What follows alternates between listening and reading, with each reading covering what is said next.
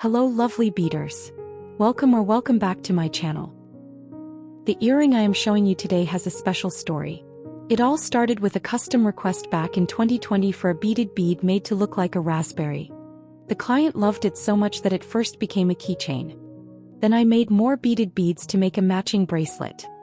And finally, this earring was created to complete the set. Who needs cherry earrings when you can have raspberries? First, let's see what materials you'll need, then gather your beads and let's get started. To start, you need to string 5 seed beads in raspberry color. Slide the beads down on your thread and tie a double knot with the thread ends. This makes a circle with the beads.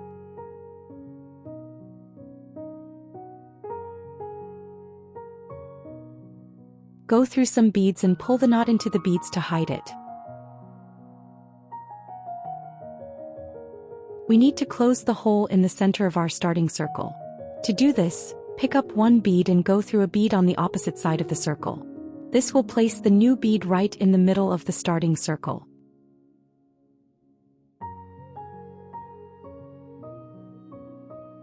The starting circle was made with 5 seed beads. String 1 new seed bead between each of these 5 beads.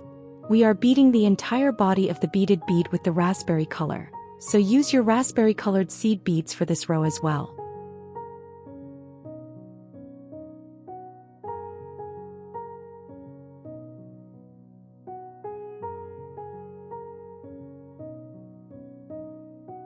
You need to see the star shape on the end of the row. The new beads are the points of the star. And to start the new row, step up in the first bead strung in this row. Make another row with 5 beads. So you need to string a bead between each bead strung in the previous row. This project can be challenging because you need to pay close attention to which beads are from the previous row and which are from the current row. Here is a tip. Count your beads for every row. For this row you will use 5 beads. If you used all 5 beads but not reached the end of the row, you have made a mistake and need to undo this row. If you used all 5 beads and you are at the end of the row, make your step up to begin the next row. Try to keep your thread tension firm.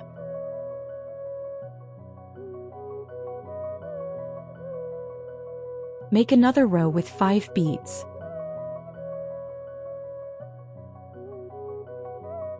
You need to pull the thread so the beadwork doesn't stay completely flat. If you keep your tension tight enough, the beads in your last row will stick out more. This makes it much easier to see which beads to use for the next row.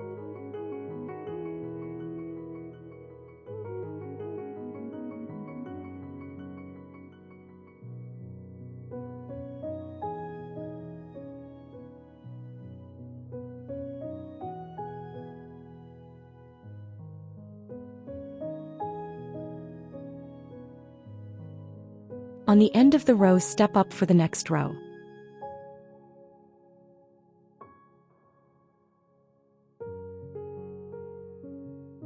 In this row, string 2 beads between each bead strung in the previous row. So you will have 5 units of 2 beads in this row. I know it might look like a confusing mess of beads on screen right now, but once you bead it, the pattern will reveal itself and you'll know exactly what to do.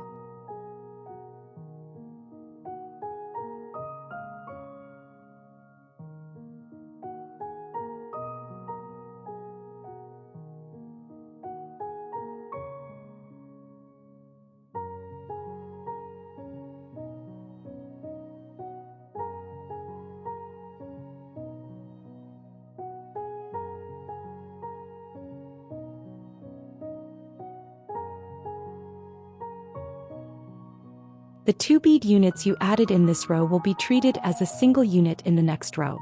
You will need to pass through both beads at the same time. So, for the step up, you must go through this entire first unit. My tail is exiting on a side that bothers me.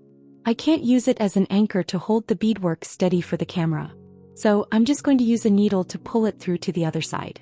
I'm not weaving it in to finish it yet, just moving it. I still need this tail to hold on to while the beadwork is this small.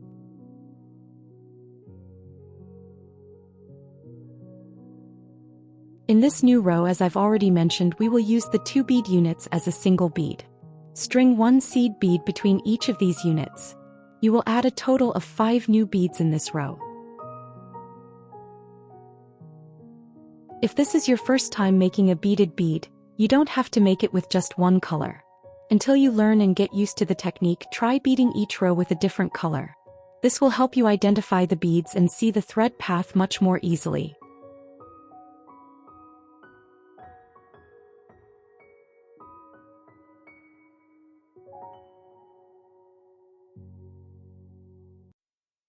On the end of the row, step up for the next row.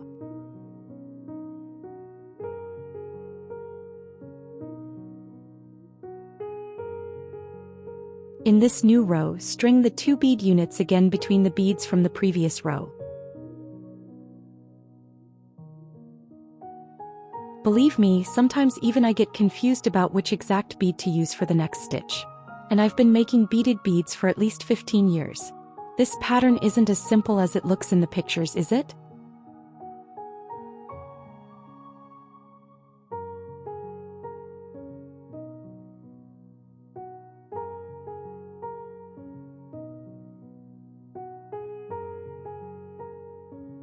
Step up for the next row by going through the first unit. In this row, use the 2 bead units as a single bead. And string 1 seed bead between each of these units. You will add a total of 5 beads in this row.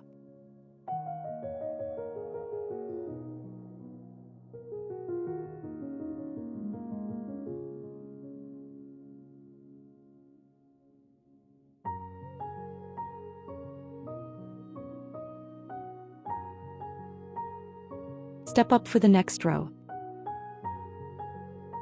Before we continue, let's prepare the bead that we will insert into the center of our beaded bead to fill the empty space inside. String your bead onto the headpin. If the headpin is too long, cut it to size.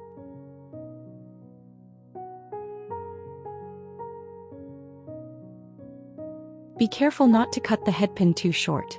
Leave a little bit of neck between the bead and the loop that we form. This space is important so the raspberry leaf part can fit under the loop later. Can you see how mine looks?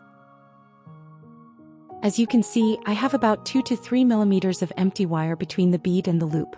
It doesn't have to be this exact size, but you do need some space here so the leaf part will fit without being too tight. Make the 2 bead unit row one more time. This means you will bead a 2 bead unit between each bead from the previous row. This will be your final row of these 2 bead units.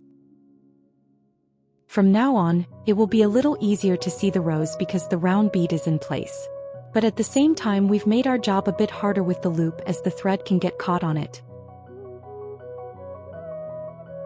I wanted to mention that you can use any 6 millimeters bead you like for the center bead, as long as its color is similar to your main raspberry shade. I am using a pearl with some color defects. It's perfect for this because it's hidden, and its color blends in nicely with the other beads.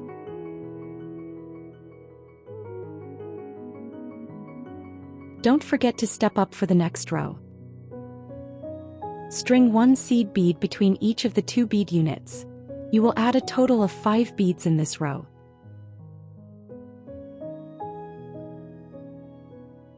This row is the last row strung with the raspberry color.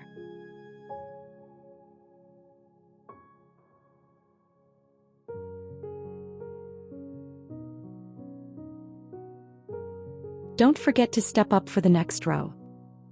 String a green bead between the beads strung in the previous row. You will string 5 beads.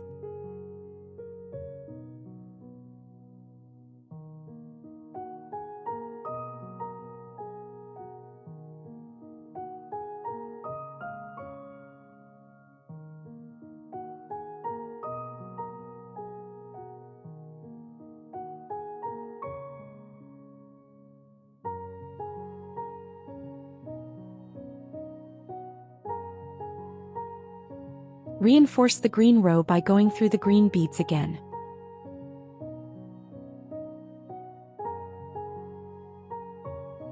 By pulling your thread, you will make this final green row tight and almost closed.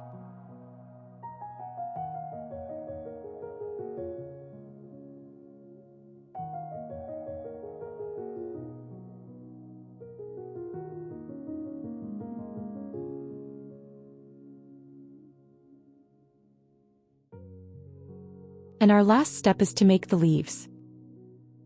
Exit from one of the raspberry beads from the previous row. String 3 green seed beads between each bead of the last raspberry-colored row.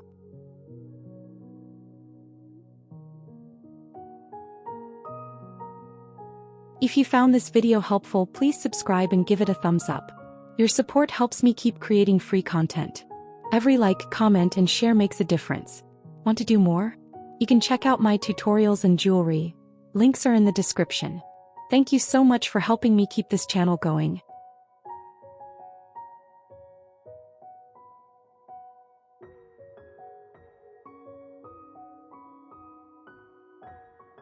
And with that, we have finished the raspberries leaves. Our raspberry is now complete. All that's left is to finish the thread. Since this is a peyote stitch beading, I will simply weave my thread back and forth through the rows, making several turns to secure it tightly. For this tutorial, I've used size 11 seed beads to make this raspberry. But when I originally designed the raspberry set in 2020, I actually made it in several different sizes because in nature, raspberries are never exactly the same size either. The keychain I showed you earlier had a few larger beaded beads using size 8 seed beads. I even played around with the smallest size and made a tiny raspberry with size 15 seed beads, though that one never made it to a photo shoot. So I really want to encourage you to play with the sizes too. It's not necessary for both earrings to be the exact same size. Or you could even create a whole bunch of raspberries for a necklace or bracelet, using different bead sizes for each one. Finish off the tail as well.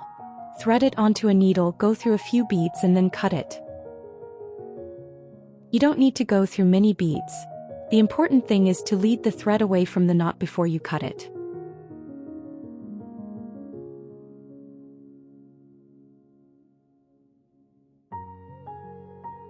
To turn this raspberry into an earring, simply hook the loop you made on the headpin onto an ear wire. And that's all it takes to create a perfect little summer treat ready to be worn. So what do you think? Will you give this pattern a try? Or perhaps you've already finished it because you were beading right along with me? Either way, I would be so happy to see your beautiful raspberry earrings. Please feel free to share a picture with me. And that's the end of today's video.